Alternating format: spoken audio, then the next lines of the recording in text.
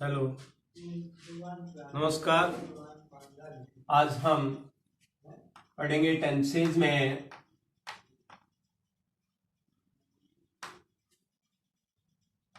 Past perfect continuous tense,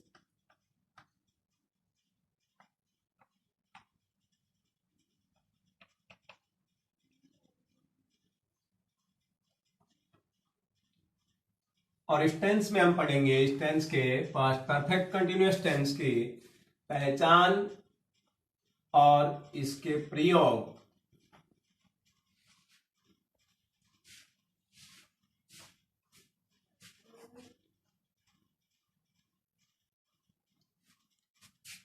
बात करें इस टेंस की पहचान की, सबसे पहले पहचान होना जरूरी है। तो इस टेंस की जो है पहचान है आइडेंटिफिकेशन। वो आइडेंटिफिकेशन कैसे होगी, कैसे आइडेंटिफाई करोगे?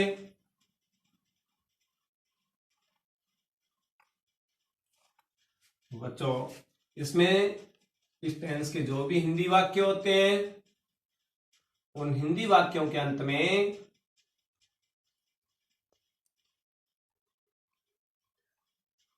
से रहा था, से रही थी, से रहे थे आदि शब्दांश आते हैं।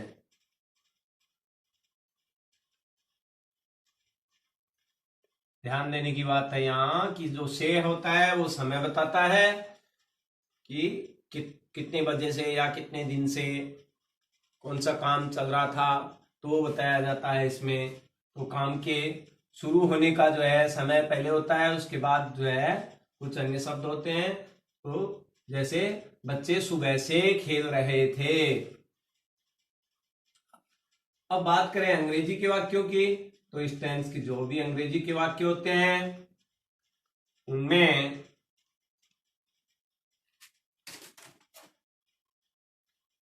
हैड बीन आपको दिखाई देगा। हैड बीन के साथ मैन वर्ब की फर्स्ट फॉर्म प्लस आईएनजी का प्रयोग रहता है, यानी हैड बीन प्लस वर्ब की फर्स्ट फॉर्म प्लस आईएनजी आपको दिखाई देगी। आप कोई बुक रीड कर रहे हैं, आप कोई जो है लेटर रीड कर रहे हैं, टेक्स्ट मैसेज कहीं प्रिंट है, तो उसमें अगर आपको हैड बीन वर्ब की फर्स्ट फॉर्म प्लस आईएनजी दिखाई देता है तो समझिए कि ये tense past perfect continuous tense है। अब अन्य पहचान के अन्य शब्द कौन से हैं जिनसे हम एग्जाम में इस टेंस को पहचान करके और करेक्ट फॉर्म भर सकें? तो इसके लिए आपको जरूरी है पहचान के अन्य शब्दों पर ध्यान देना। पहचान के अन्य शब्द आपको हर टेंस के लिए बताए जा रहे हैं, वो अवश्य याद होने चाहिए। पहचान के जो अन्य शब्द हैं वो ध्यान दें इस टेंस के लिए। इस टेंस के वाक्यों में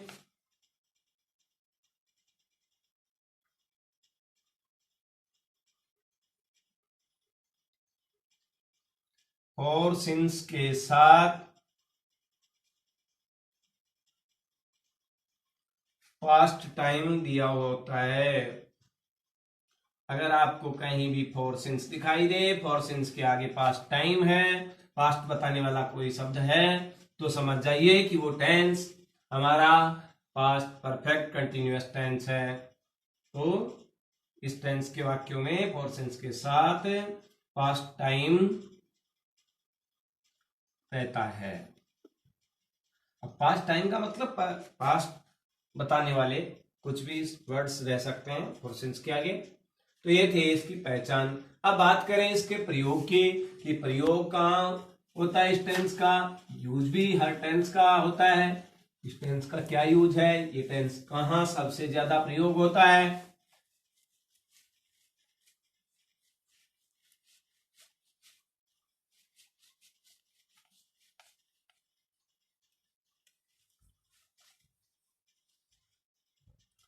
इस टेंस का जो सबसे बड़ा प्रयोग है, यूज है, वो होता है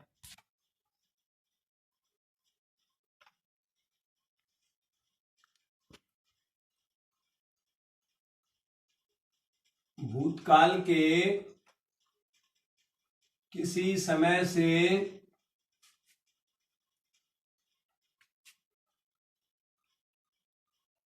शुरू होकर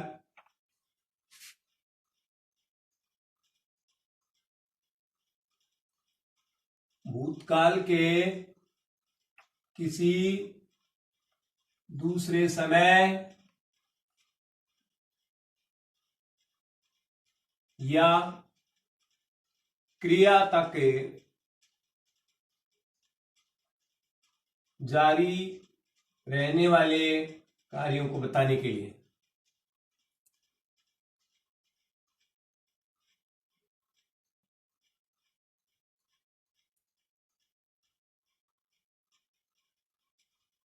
इस टेंस का प्रयोग होता है, यही इसका सबसे बड़ा प्रयोग है।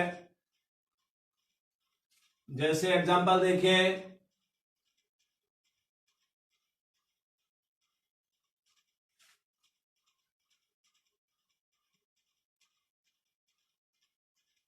माया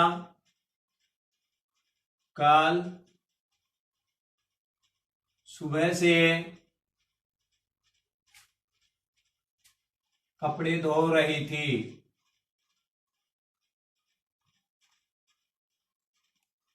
अब यहां देखिए कि माया ने काम, कपड़े धोने का जो काम था वो कब से शुरू किया? कल सुबह से। सुबह से उसने जो है काम धोना, ये कपड़े धोना शुरू कर दिया था।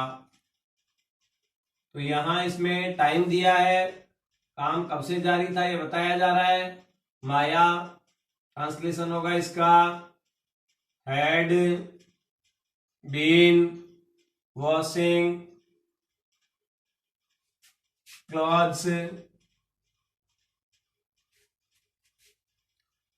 सिंस मॉर्निंग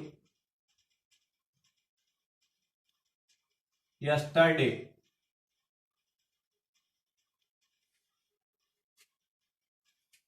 तो यहां ध्यान देने की बात यह है कि इसमें अगर हम हिंदी वाक्य देख रहे हैं तो हिंदी वाक्यों में तो आपको पहचान के अकॉर्डिंग देख रहे हो कि क्या लिखा है इसमें, से आ रहा है, से रही थी हमारे को पहचान के तौर पर मिल रहा है।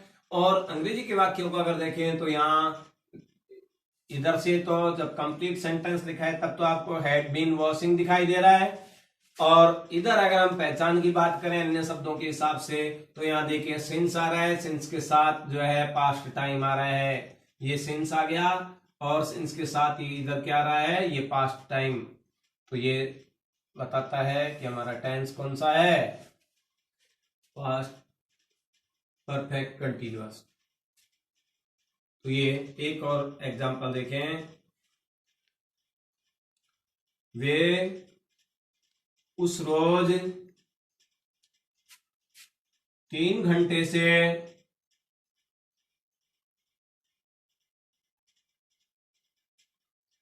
मेरा इंतजार कर रहे थे।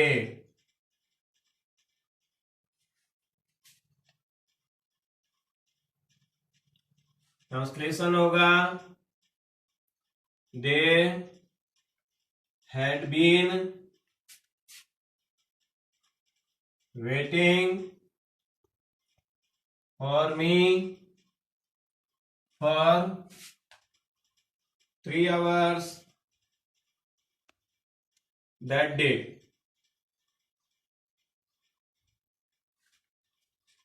अब इसमें भी अगर हम पहचान के तौर पर हिंदी वाक्य को देखें तो यहां से और रहे थे आ रहा है, और अंग्रेजी के वाक्य से अगर हम देखें तो पहले तो यहाँ हैड बीन वेटिंग आपको बताता है कि tense past perfect continuous tense है। दूसरा अगर हम अन्य शब्दों के हिसाब से देखें तो यहाँ देखिए फोर आ रहा है, और फोर के साथ यहाँ जो है ये पास्ट टाइम आ रहा है, दैट डे पास्ट टाइम बता रहा है। तो ये पूरा जो है फॉर 3 आवर्स दैट डे हमें इस टेंस की पहचान कराता है।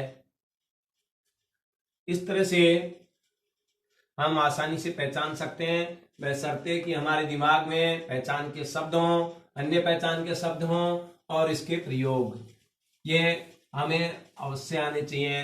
अब इसमें एक जो ध्यान देने की, चाहे वो प्रेजेंट परफेक्ट कंटिन्यूअस हो चाहे पास्ट परफेक्ट कंटिन्यूअस हो, ध्यान देने की बात है कि फॉर का प्रयोग कहाँ होता है और सिंस का प्रयोग कहाँ होता है। ये बात एक बार फिर से आप नोट करें। जो फॉर का प्रयोग होता है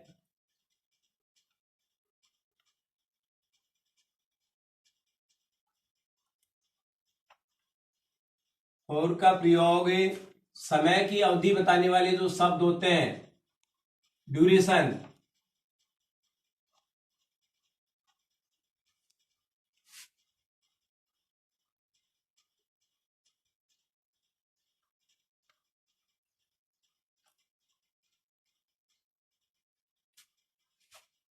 जिनको कहा जाता है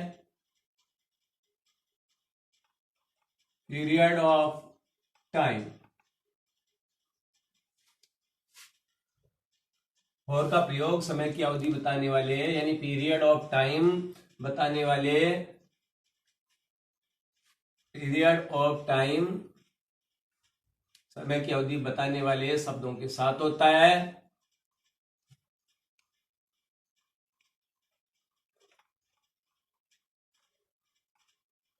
ये ध्यान रखने की बात है। जैसे फॉर 2 डेज, तो यहां ये ड्यूरेशन बताई जा रही है फॉर 2 डेज, तो यहाँ 4 आएगा। फॉर 5 मंथ्स, 5 मंथ्स, ये भी ड्यूरेशन आ रही है, तो फॉर 5 मंथ्स। फॉर 20 मिनट्स, तो इस तरह से ये मंथ्स, ईयर्स, डेज कुछ भी हो सकते हैं, लेकिन ड्यूरेशन बताने वाले जो वर्ड्स होते हैं उनके साथ फॉर का यूज होता है। और जो सिंस है, सिंस का प्रयोग कहाँ होता है ये भी जान लें कि सिंस का प्रयोग हमेशा समय की जो बिंदु, पॉइंट ऑफ टाइम बताते हैं,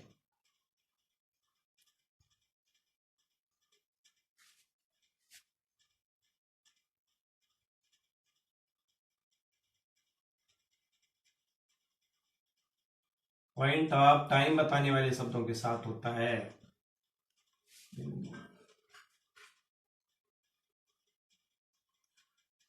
समय का बिंदु, पॉइंट ऑफ टाइम